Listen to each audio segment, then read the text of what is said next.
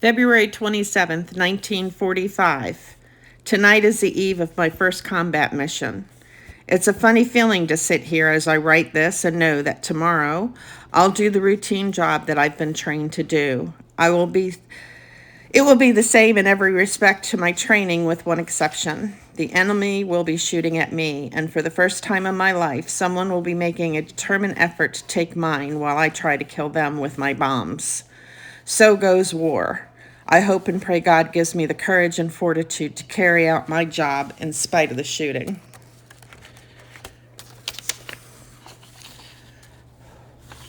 March 14th, 1945, today is my 21st birthday, and from now on I am legally an adult, but I don't feel any different than I have all along. One day is the same as another in the Army, and just because today is a special occasion for me, it's no reason to take the day off. I was on the battle order, and this would be my mission number 4. As we climb the course over Yugoslavia, crossing the Alps at about 20,000 feet, they are beautiful with their snow-covered slopes and the little villages nestling in the valleys below. And I often wondered what the people in those small towns thought as fleets of Allied bombers roared over their heads day after day on their way to bomb their kinfolk just a few miles north.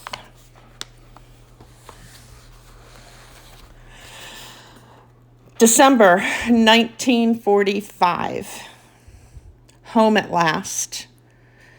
The year ended, and my success to becoming a pilot was done, and the sentimental journey home complete. I had left as a schoolboy and came home a man. I began the new year, settling into civilian life. Those were just 3 entries into my father's journal that he kept during World War II. He was a pilot, a B-17 bomber pilot. He flew a total of 14 missions during that war. I chose as my subtrait this, what you see here, pictured here, an ammo can. And this is twofold. I'm going to paint a scene on there to commemorate those that fought all across this land, all across the world, for the right of what they believed, for their freedoms, for their countries. It also is in honor of geocaching. And geocaching is a recreational activity that is global. It's worldwide, where people hide what they call geocaches. And you use a GPS to go out and find those coordinates and look for the cache that they had hidden. And caches can range from anything as small as the fingernail on your pinky finger to as large as an ammo can, as you see pictured here.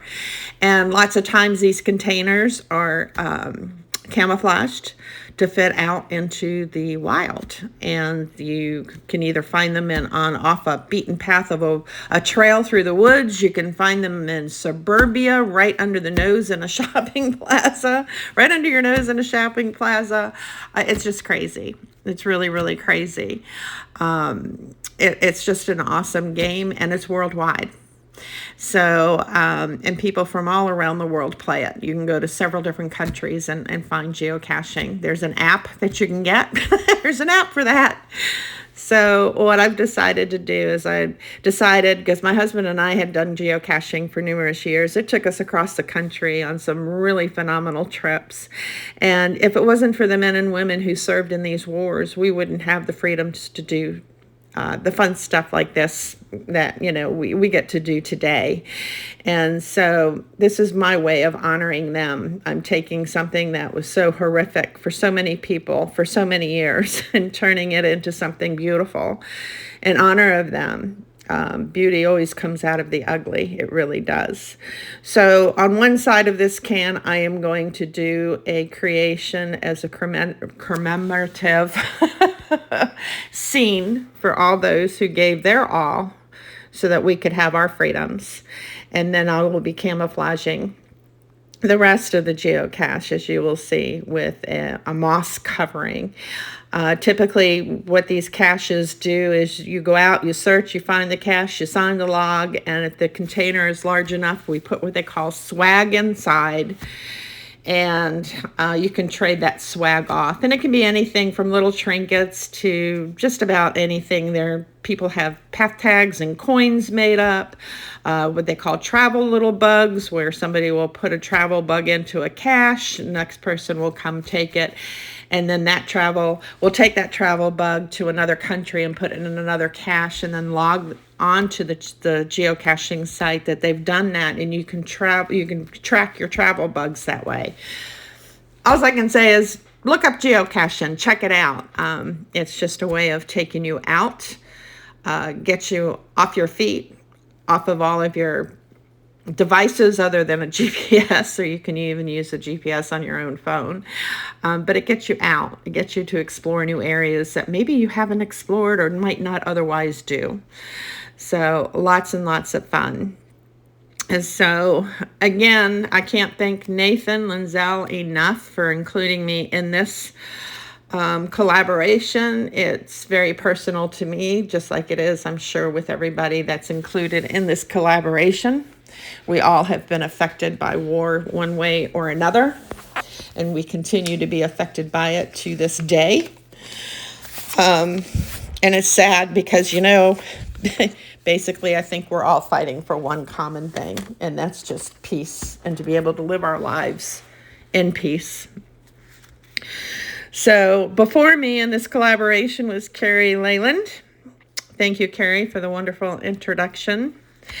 And after me, once my video is completed, is Dwight Myers, so stay tuned for him. In the description box down below is a link with today's playlist, along with all the other links for the remainder of the days during this collaboration during this week. So I invite you to take a look at that. Click on those links. Those playlist links will take you from one channel to the next as the collaboration goes on. A lot easier than trying to find the individual channels. So anywho, here I am. Applied some Liquitex modeling paste to the top there to create kind of like a stormy sky. Then I create what's supposed to be below a battlefield with a soldier who's carrying one of his, carrying a backpack, a communications backpack. And at his knee, you'll see that he's got what's camouflaged, or an ammo can, which, that's what it was. Ammo cans hold the ammo, their ammunition for their guns.